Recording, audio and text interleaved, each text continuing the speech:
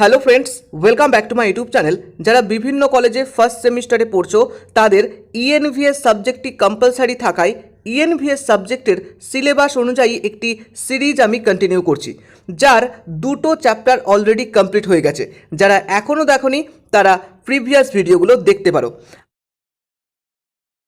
আজকের rapid fire সিরিজের third chapter নিয়ে আলোচনা করব। এই থার্ড চ্যাপ্টারের গুরুত্বপূর্ণ 50 কোয়েশ্চেন তোমাদের সাথে শেয়ার করব, যেগুলো আগামীতে আসন্ন পরীক্ষায় তোমাদেরকে ভীষণভাবে সাহায্য করবে। তো চলো কথা না বাড়িয়ে ভিডিওর আজকের প্রথম কোয়েশ্চেন শুরু করা যাক। থার্ড চ্যাপ্টার তোমাদের রয়েছে বাস্তুতন্ত্র বা ইকোসিস্টেম। অলরেডি তোমরা এই সম্বন্ধে কম বেশি প্রত্যেকেই জানো। আমরা সরাসরি কোয়েশ্চেনে ঢুকবো এবং সেখান থেকেই আমরা আরও বিস্তারিত তথ্য জানতে পেরে যাব। আজকের প্রথম প্রশ্ন, বাস্তুতন্ত্রে শক্তি প্রবাহের 10% সূত্রের প্রবর্তককে? Ernst Haeckel. Option number C হচ্ছে এখানে সঠিক আনসার। বাস্তুতন্ত্রে অবস্থিত সমস্ত উদ্ভিদ গোষ্ঠীকে একত্রে কি বলে? ফ্লোরা বলে। অপশন নাম্বার এ হচ্ছে এখানে সঠিক আনসার। নাম্বার 4তে আমরা কোয়েশ্চেন দেখব, জলাভূমি ও হ্রদের প্রকৃতি সংক্রান্ত বিদ্যাকে কি বলে? লিমনোলজি বলে। অপশন নাম্বার সি হচ্ছে এখানে সঠিক আনসার। নাম্বার 5, পৃথিবীর জল, স্থল ও অভ্যন্তরীক্ষে অবস্থিত জীবসমূহকে কি বলে? এখানে জীবমণ্ডল বলে, অর্থাৎ জীবমণ্ডলের মধ্যেই স্থল, জল, অন্তরিক্ষ সমস্ত কিছু প্রেজেন্ট হয়। তো অপশন নাম্বার সি হচ্ছে এখানে সঠিক আনসার। ইকোসিস্টেমের প্রথম প্রবর্তক বা কে ব্যবহার করেন কথাটি? ট্যান্সলে ব্যবহার করে, অর্থাৎ অপশন নাম্বার ডি হচ্ছে এখানে সঠিক আনসার। আমরা নাম্বার 7 কোয়েশ্চেন দেখব, মানুষ বাস্তুতন্ত্রের কোথায় অবস্থান করে? মানুষ সর্বোচ্চ খাদক, তাই অপশন নাম্বার হচ্ছে এখানে সঠিক আনসার। ইকোসিস্টেম শব্দটি টেন্সলে কবে ব্যবহার করেছিলেন প্রথম? 1935 খ্রিস্টাব্দে করেছিলেন, অর্থাৎ অপশন নাম্বার বি হচ্ছে এখানে সঠিক আনসার। নেক্সট, মৃত্তিকা বিষয়ক চর্চাকে কি বলে? পেডোলজি বলে। অপশন নাম্বার এ হচ্ছে এখানে সঠিক আনসার। নাম্বার 10, বাস্তুতন্ত্রের সকল উৎপাদককে কি বলা হয়? স্বভোজী বলা হয়, অর্থাৎ অপশন নাম্বার এ হচ্ছে এখানে সঠিক আনসার। নেক্সট আমরা 11th কোশ্চেন দেখব, বাস্তুতন্ত্রের মানুষকে কি বলা হয়? সর্বভুক প্রাণী বলে, কেননা মানুষ সর্বভুক, তাই জন্য অপশন নাম্বার এ হচ্ছে এখানে সঠিক আনসার। একটি কৃত্রিম বাস্তুতন্ত্রের উদাহরণ দান। কৃত্রিম মানে যেগুলো আমরা তৈরি করি, অর্থাৎ অ্যাকুয়ারিয়াম হচ্ছে বাস্তুতন্ত্র, হচ্ছে একটা কৃত্রিম বাস্তুতন্ত্র, কেননা সমুদ্র, মরুভূমি, পুকুর সমস্তটাই প্রকৃতি থেকে তৈরি হয়। ইকোলজি শব্দটি হেকেল কত খ্রিস্টাব্দে ব্যবহার করে? 1869 খ্রিস্টাব্দে ব্যবহার করে, অর্থাৎ অপশন নাম্বার ডি হচ্ছে এখানে সঠিক আনসার। নেক্সট, বাস্তুতন্ত্রে অবস্থিত প্রাণী গোষ্ঠীকে এক কথায় কী বলে? ফনা বলে, অর্থাৎ উদ্ভিদ গোষ্ঠীকে ফ্লোরা বলে এবং প্রাণী গোষ্ঠীকে ফনা বলে। এটা তোমরা ভালো করে মাথায় রেখে দাও। নেক্সট আমরা 15 নাম্বার কোয়েশ্চেন দেখব, বাস্তুতন্ত্রে শক্তির প্রধান এবং প্রাথমিক উৎস কি? প্রত্যেকেই জানো, সূর্য। অপশন নাম্বার সি এখানে সঠিক আনসার। জলাশয়ের তলদেশে মাটিতে বসবাসকারী জীবকে কি বলে?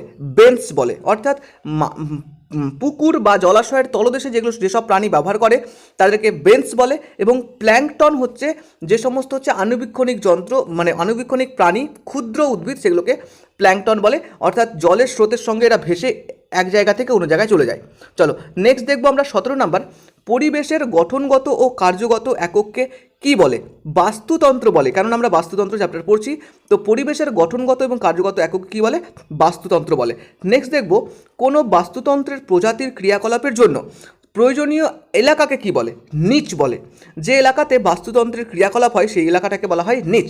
নেক্সট আমরা 19-এ দেখব, কোনো বাস্তুতন্ত্রে জীবের মোট শুষ্ক ওজনকে কি বলে?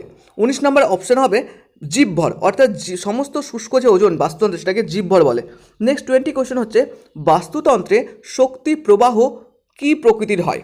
বাস্তুতন্ত্রে শক্তি প্রবাহ সবসময় একমুখী হয়, অর্থাৎ এক মুখে প্রবাহিত হয়।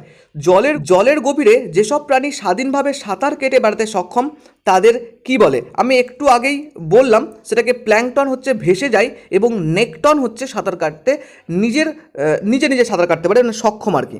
নেক্সট 22 হচ্ছে, সবুজ উদ্ভিদ বাস্তুতন্ত্রে কি নামে পরিচিত? এটা আমরা প্রত্যেকে জানি, উৎপাদক নামে পরিচিত। উদ্ভিদ সম্বন্ধীয় মৃত্তিকা বিষয়ক চর্চাকে কি বলে? এডাফোলজি বলে। ওকে, কোনো নির্দিষ্ট স্থানের সকল প্রজাতির জীবকে একত্রে কি বলা হয়? বায়োটা বলা হয়। সকল প্রজাতিকে একত্রে বায়োটা বলে।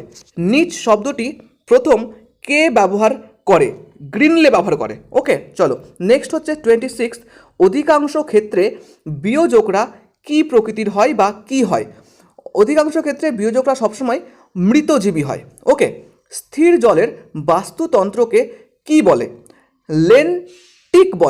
লেন্টিক বলে স্থির জলের বাস্তুতন্ত্রকে। বাস্তুতন্ত্রের সকল উৎপাদককে একসাথে কি বলে? স্বভোজী বলে। প্রত্যেকেই নিজের নিজের খাদ্য তৈরি করে বলে স্বভোজী বলে। না, নেক্সট 29, কোনো একটি প্রজাতির মোট সংখ্যাকে কি বলে? জনসংখ্যা বলে। যে কোনো প্রজাতির সংখ্যাকে জনসংখ্যা বলে। পরস্পর সংলগ্ন দুটি বায়োমের মধ্যবর্তী পরিবর্তনশীল এলাকাকে কি বলে? ইকোটোন বলে। ওকে, এটা মনে রাখবে, ইকোটোন বলে। পুষ্টিস্তর অনুযায়ী কোনো বাস্তুতন্ত্রে বিভিন্ন জীবের অর্জিত শক্তির পরিমাণকে পর্যায়ক্রমে সাজালে যে পিরামিড চিত্র পাওয়া যায় তাকে কি বলে? শক্তি পিরামিড বলে। আমরা অলরেডি ক্লাস 10-এ বা পড়েছি এরকম একটা শক্তি পিরামিড, ত্রিকোণ আকারের শক্তি পিরামিড। প্রত্যেকটা খাদক নির্দিষ্ট জায়গায় রয়েছে। নেক্সট আমরা দেখব, একটি পলল চক্রের উদাহরণ দাও। ফসফরাস চক্রকে পলল চক্র বলে। ওকে, একটি প্রজাতির একটি জীবের সঙ্গে পরিবেশের বিভিন্ন উপাদানের আন্তঃসম্পর্ক অধ্যয়ন ইকোলজির কোন শাখায় অন্তর্ভুক্ত? অটোইকোলজির মধ্যে অন্তর্ভুক্ত। প্রজাতি বলতে জীবের কোন বৈশিষ্ট্যকে বোঝায়? জিনগত সাদৃশ্যকে প্রজাতি বলে। অর্থাৎ যে কোনো প্রজাতি বলতে আগের জিন থেকে তার অপত্যতে বা চাইল্ডে কীরকম বৈশিষ্ট্য প্রকাশ পাচ্ছে সেটাকে জিনগত সাদৃশ্য বলে। নেক্সট আমরা 35 দেখব, বিজ্ঞানের যে শাখায় জীবজগতের বাসস্থান সম্পর্কে আলোচনা করা হয় তাকে কি বলে? ইকোলজি বলে। এটা আমরা অলরেডি জানি।